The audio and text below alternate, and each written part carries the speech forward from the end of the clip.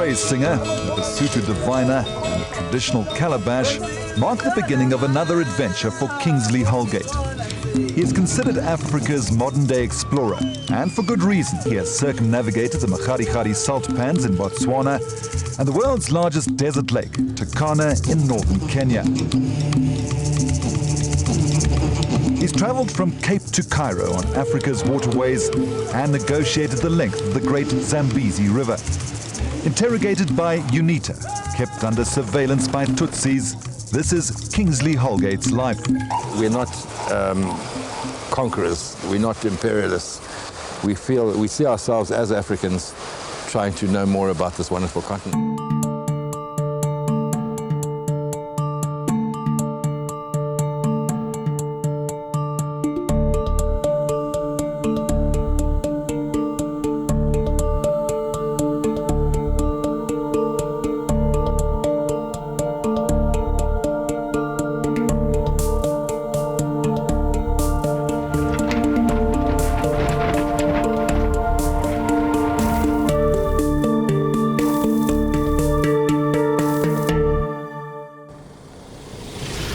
The adventure somehow would feel unfinished if we didn't use these expeditions to improve and save lives.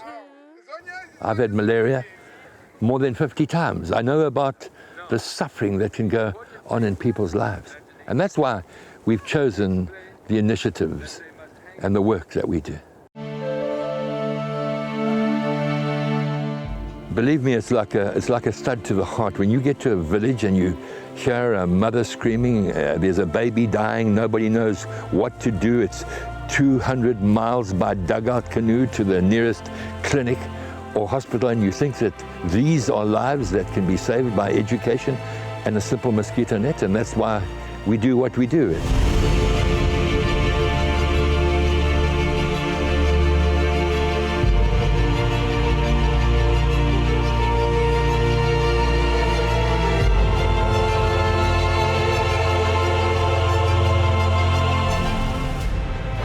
It's also about education, and every mum here will receive a pamphlet, the same pamphlets that we distribute at schools. In this case, they're in the Swahili language, Shinda Dhidi ya Malaria. In other words, in English, that would be, let us win against malaria. Land Rover, we salute you. This humanitarian work would not happen without your support, and as always, it's met with great jubilation by the local inhabitants here in this village in Samburu.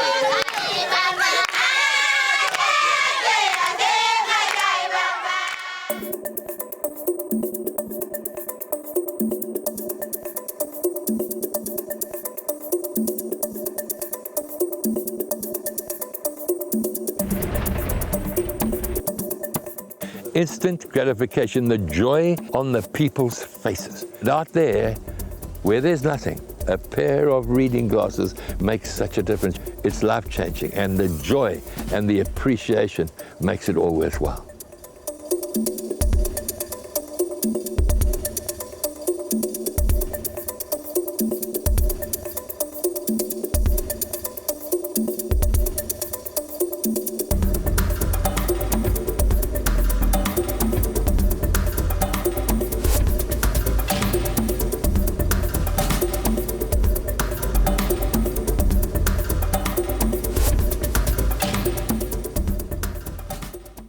Hundreds of thousands of people die from waterborne diseases in Africa, and we know that on expedition, dysentery can break even the toughest man. In Africa, we are facing some of the worst droughts in living memory. People drinking out of murky rivers and dirty pools, and that's why we distribute life straws for clean, safe drinking water.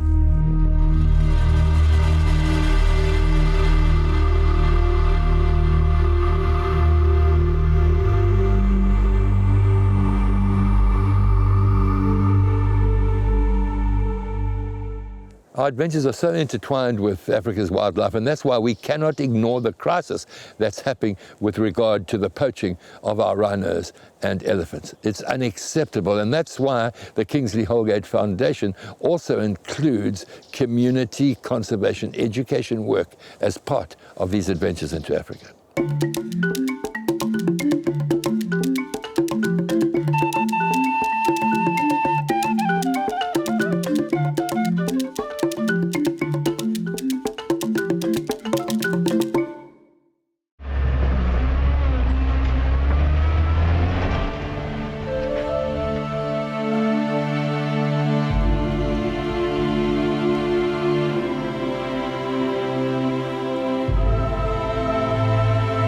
As an expedition team, we've been able to journey to every single country on the African continent, to include all of her island states. I guess we're just an ordinary bunch of adventurers with an extraordinary passion for Mama Africa and her people. The Kingsley Holgate Foundation will continue to use these Land Rover journeys to save and improve lives. It's a clear objective.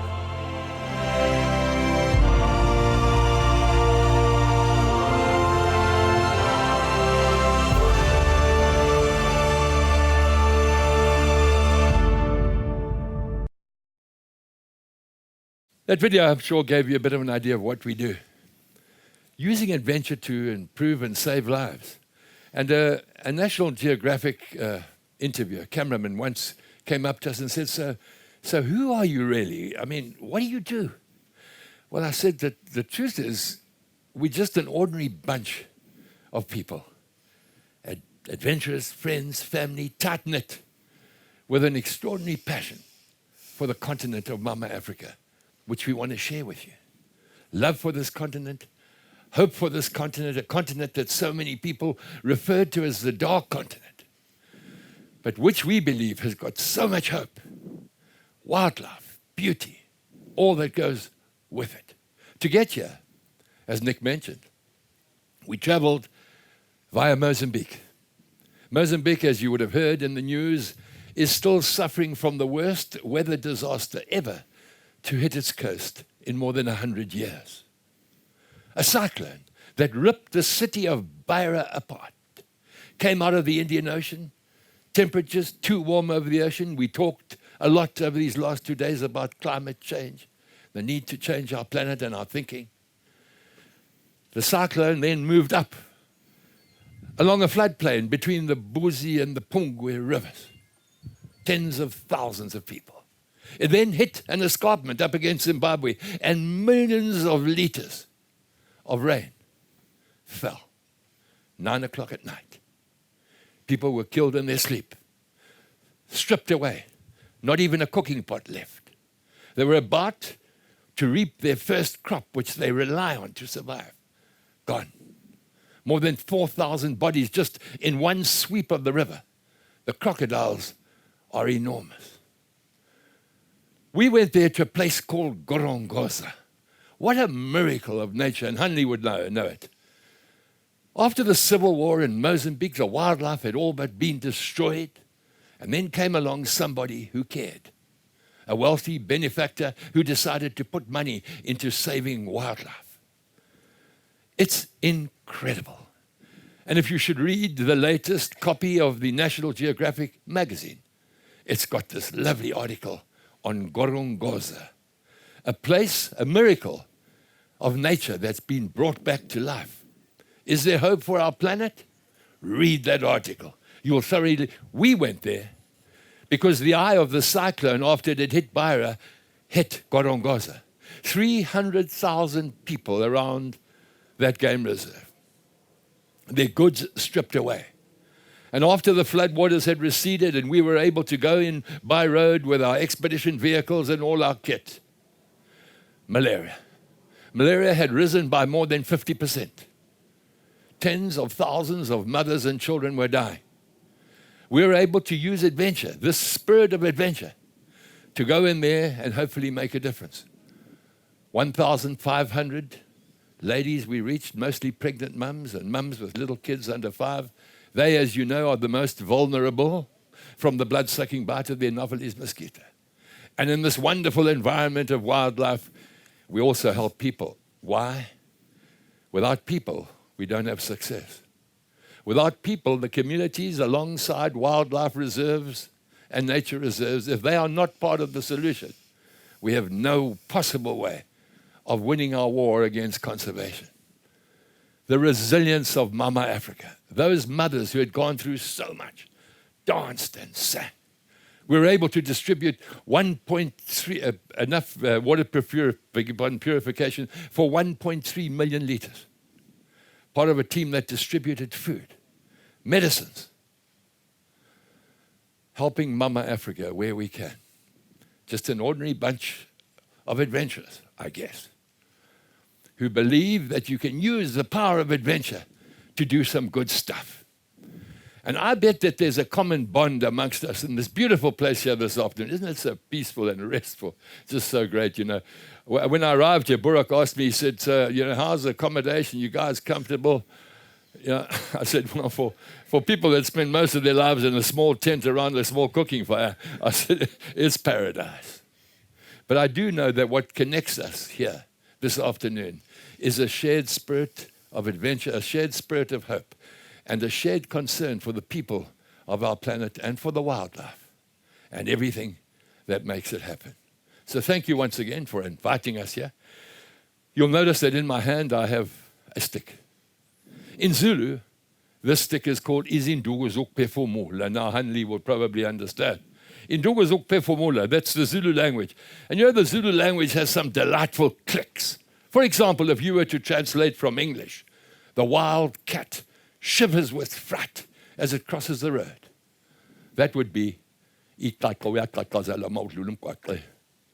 Mama Africa, more languages than any other continent. The variety of wildlife, people, customs, music. Mama Africa. So wherever we go, we take in Induguzuk Pefumula, this talking stick. It's been in my family for several generations, dates back to the time of the Anglo-Zulu Wars of 1879. We have 5 generations of Africans. So when we come to talk to people like yourselves, out comes the Induguzuk Pefumula. Hopefully it'll work as a bit of a memory stick. Because I think, as you've gathered by now, my dear friends, we don't prepare anything. And I did think that for a moment, if you'll let me, Nick, where are you? Where's Nick? I told, if you'll allow me, Nick, I think just for a moment, we'll leave this beautiful area if you'll just follow me, albeit only in your minds. Let's just pretend for a minute that we're not sitting here and we're out in Africa. Let's pretend that we're there on the largest mantle of vegetated sand in the world. You know, Mama Africa. And of course, that place is called the Great Kalahari, full of wildlife, full of vegetation, beautiful, the largest vegetated sand mass in the world. So let's pretend, my dear friends, all of you sitting out here in this beautiful afternoon sun, that we've moved, as I said, albeit in our imagination.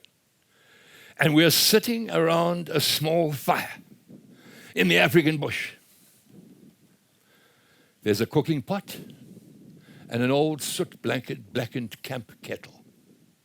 Your goat stew is cooking. You've got your old canvas chairs around the campfire. In the distance, you hear the roar of a black-maned Kalahari lion, the cry of a black-backed jackal. What about the cackle of a hysterical hyena? The night sounds of Africa. And as much as you know that so well, when the lion roars again, you sit a little closer to the fire.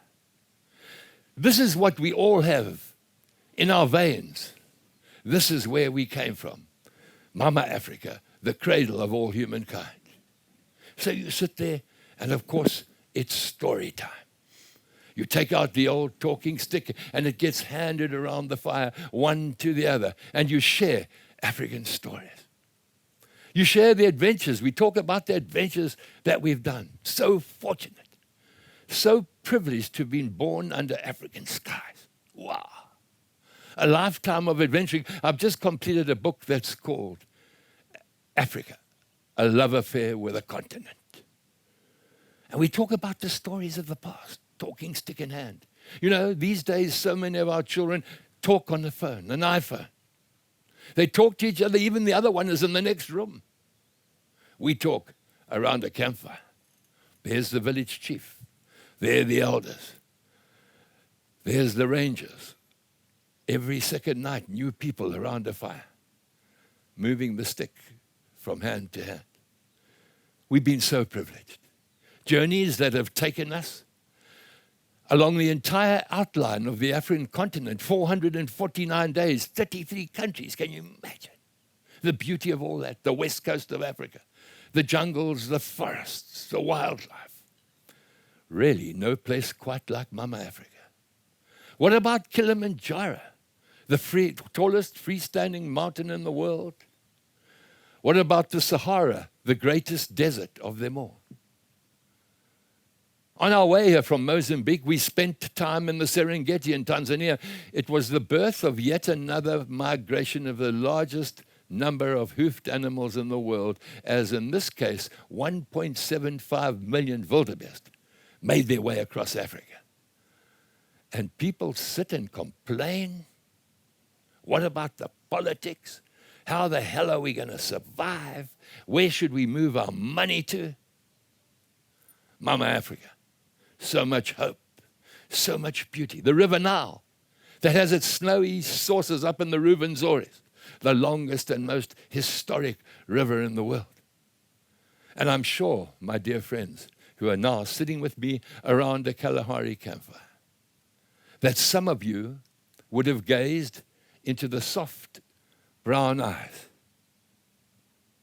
Not what you're thinking of, sir, but of a silverback gorilla.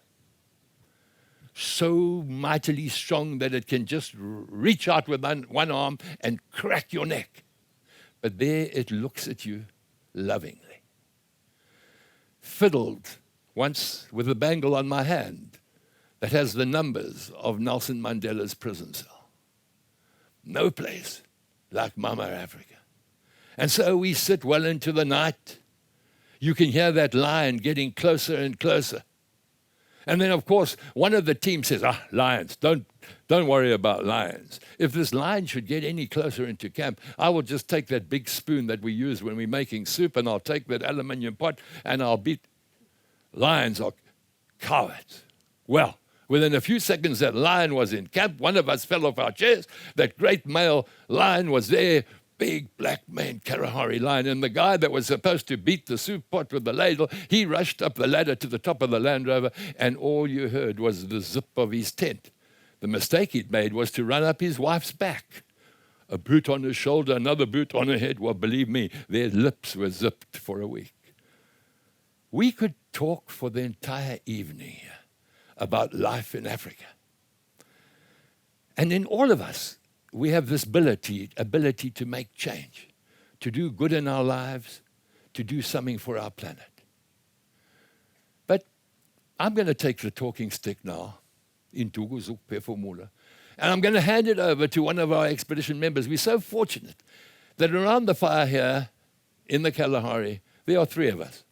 Normally we travel as 8 or 12, our own kit, own tents, own sleeping bags. When you run out of food, you buy a goat. A very simple life in Africa, trying to do as much as we possibly can. Mike's nickname, by the way, Mike, if you'll stand for a sec, is Shova Mike. Now, Shova in the Zulu language means to push. Mike has spent most of his life pushing his legs up mountains and pushing his mountain bike across Africa to places where no other man has ever been before. And before I pass in Pepomula to Mike, I want to share this before you meet the man. Can you believe someone who wakes up from their tent at 4 o'clock in the morning, rolls up his bedroll, puts on his cycling kit whilst everyone else is asleep, sprays himself down for tsetse flies, and takes off with a radio? We'll see you somewhere along the track. And at 10 or 11 o'clock that morning, we find Mike in a village. There he's got the kids all playing soccer. He's got the mothers all in line to receive their mosquito nets and education. He's got the livestock herders ready to get their life straws. And on one side, elderly people waiting to receive their right to sight spectacles. Over to Mike. Thanks, Mike.